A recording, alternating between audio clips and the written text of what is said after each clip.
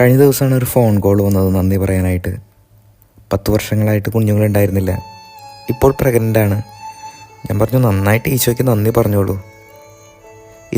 ഇതിലൊരു അത്ഭുതം എന്ന് പറയുന്നത്, മെഡിക്കൽ ഡോക്ടേഴ്സ് പറയുന്നത് ഒരു കുഞ്ഞിന് ജന്മം കൊടുക്കാനായിട്ടുള്ള യാതൊരു സാധ്യതയില്ലാത്തതാണ് ഇവർ.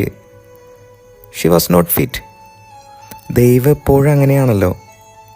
ഇന്നത്തെ സുവിശേഷത്തിലേക്ക് നോക്കിക്കേ, മീൻപിടുത്തക്കാർ കടലിൻ്റെ ആഴങ്ങളിലാണ് പോവുക മീൻ പിടിക്കാനായിട്ട്.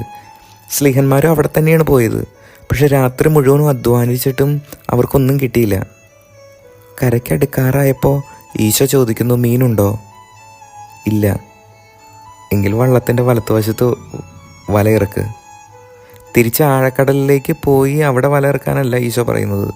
നീ എവിടെയാണോ അവിടെ ഇറക്ക്. അവർ കരയ്ക്കടുത്തു. ആ കരയിൽ തിരമാലകൾ ആഞ്ഞടിക്കുന്നതിനിടയിൽ അവർ വലയിറക്കി. അവർക്ക് വള്ളം നിറയെ വല നിറയെ മീൻ കിട്ടി. നീ എന്താണോ എവിടെയാണോ സാരമില്ല.